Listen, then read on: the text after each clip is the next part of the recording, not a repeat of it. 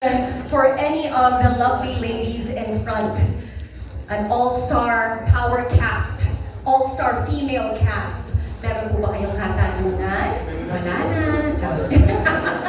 Sinagot na ni Marian yun, no?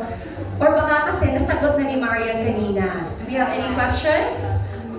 Okay, I actually have a question and I want to ask our registered nutritionist dietitian kasi katulad din ni Marian, sobrang importante sa akin na nutritious yung pinapakain mo sa anak kasi especially as a kid, gusto mo ma-establish na yung healthy habits, di ba? Kasi mas mahirap i-correct kung malaki na sila or may kinasanayan na. So, for our registered nutritionist dietitian, Ms. Carmina, ano pa po ba, aside from the omega-3 DHA na nabanggit ni Marian, what else makes the Century Tuna Nuggets healthy? Hi, good morning everyone. Thank you for the question. Actually, aside from omega-3 DHA, which is very important for the children's brain development, it has protein.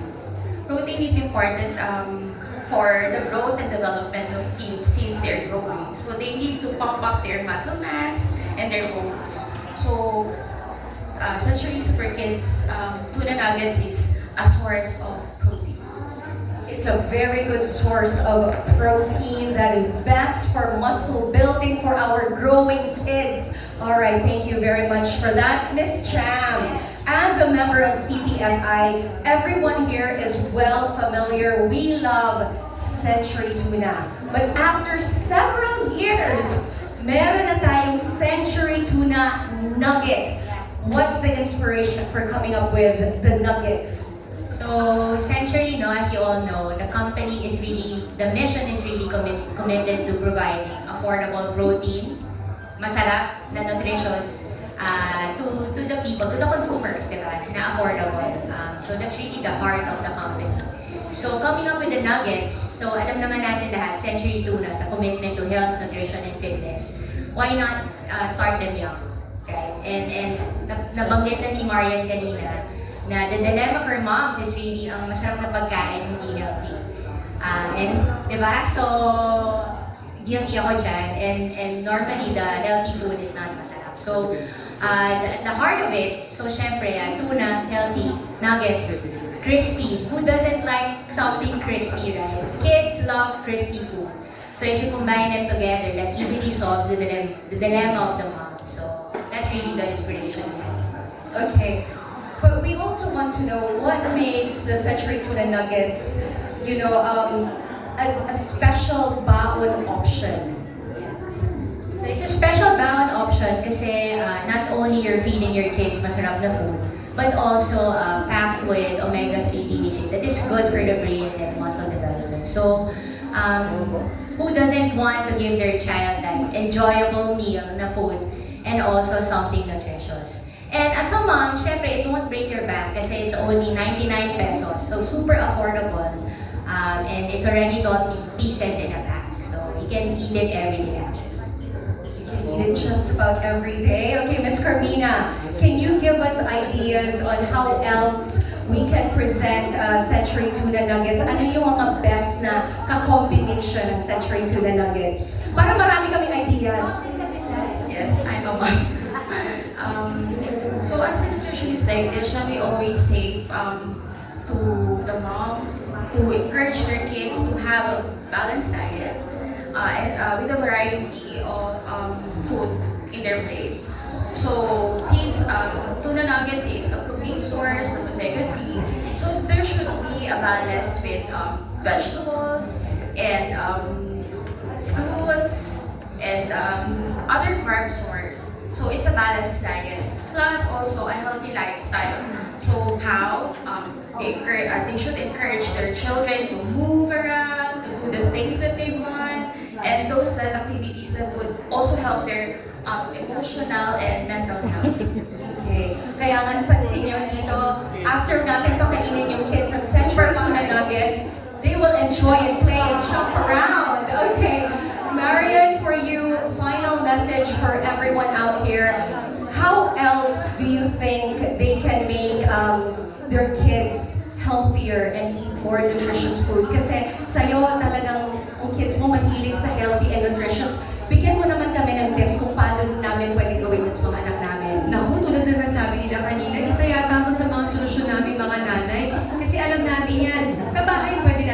mag-adjust. Pero pag pumapasok kasi yung mga bata, ang hirap talaga.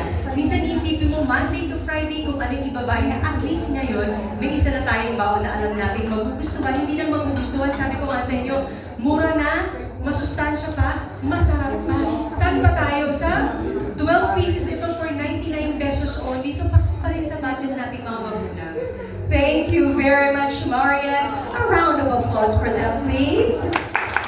Okay, but I believe we finally have a question right here. Parang nahiya lang sila kanina. Ngayon na-encourage na sila. Sino yung may katanungan? Lalapitan ko po with a microphone. Taas lang po kayo ng kamay. Okay, ayun ang nasa harap ng pala. Si Miss Masarap. Si Miss Masarap. Meron siyang tanong. May nuggets ka mamaya, di ba? Yeah, I noticed kasi pa yung Century Super Kids, so I'm assuming that there will be really a line for kids. Abangan natin yan! I'm wondering if there are other products coming up. Yes. So aside from definitely, nuggets. yes. So definitely there would be that's the idea. Burgers. So abangan nyo na lang, ma'am. Nakuha niyo yung hint ha, yung Super Kids. Parang yung right under Century is Super Kids. So is that indicative na may coming up line in the future? Galing. Very perceptive. Okay, yes, lovely lady. Hi, good afternoon. Good morning. Good morning. Good morning. Good morning, everyone. I guess my question is, especially since it's already back to school, the kids are back to school. You already touched on this earlier, but do you guys have, as moms, do you guys have like go-to options for the kids' baon, and how does Century Tuna Nuggets fit into this? Dahil hindi pa ako nanay. Dahil single pa ako, yung mga nanay ang magsasagot dyan. Miss Carlina. Yes. Okay. As a mom, there are always fun ways how to prepare the baon for kids. So it could be how we present it. There are already a lot of reels and vlogs in the social media that you can get inspired of, like fun bento presentation. So be inspired of our doggies there. So you can convert the nuggets pieces into fun faces, Japanese bento inspired, and you can also pair it with other fun drinks and veggies or the things that your kids love. So parang pairing siya. So if you will introduce something new to the kids, pair it with something that they really love. Parang yun yung trigger ng trial for the kids to taste this new product. That will. Ayun, for me kasi, nakakatulong talaga yung maganda sa paningin ng bata. Pero hindi lahat ng maganda masarap. I'm sorry. Pero ako kasi, pag alam ng bata, to begin with na, etong tuna nuggets ito ay gusto nila at favorite nila. Kahit hindi ko i-design yan, uubuso nila yan at maghahanap pa sila pag uwi nila. So sa mga mamis dyan, ako, i-ready nyo na. Bumili na kayo ng marami. Kasi di ba, yun yung maganda eh, bago mo ihanda sa mga anak mo, tanongin mo muna yung anak mo, i-involve mo muna sila, anak, anong gusto mong baon? And then kapag hindi pa nila alam ito, pwede naman natin i-introduce sa bahay. Anak, tikman mo to, gusto mo bang baon ito? So from there, at least na-introduce mo na, pag nagustuhan nila, fine. Pero syempre, mas magandang sinasabi nila na, pwede natin lagyan ng broccoli, may gulay, or may soup. Kaya dun sa Instagram ko, hindi ko alam kung nakita nyo eh, nag-request yung anak ko ng tuna. Pero on the side doon, may squash soup siya. Tapos, okay na ako sa Wilkins. Water lang. Ganun. Meron pa ba tayo mga ibang katanungan? Talagang nahiya lang sila kanina. Yes, Okay, ikaw ate. na. Ikaw na. I'm Marian. So my question. Ang formal ah. Kanina, inaano mo, pa-chat. Ano na yung tanong?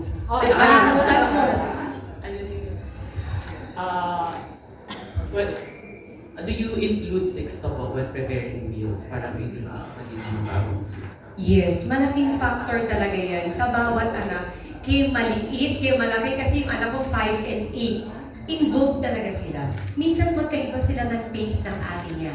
So minsan mahirap man, pero bilang magulang, kung anong gusto, ipiprepare mo para sa isa o sa isa pang anak mo. Hindi pwedeng, gusto ni ate to, no choice kaya ng kainin mo. Hindi. Tayo mga magulang, doon tayo sa kasi mahalagang nakakakain sila sa school.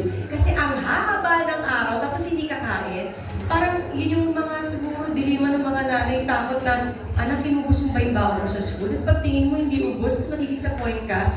So, dun pa lang, wag mo nang paabutin sa disappointment, wag mo nang paabutin sa pag-aalala, i-involve mo na para sure ball ka, nakakain nila yung baon nila.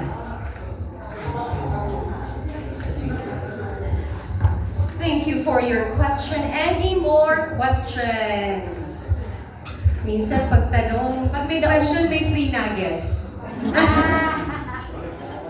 okay, one last chance. Going once, going twice. Wala na silang katanungan. Alright, but we are not done yet. Because at this point, I would like to invite the rest of the CPFI team to please join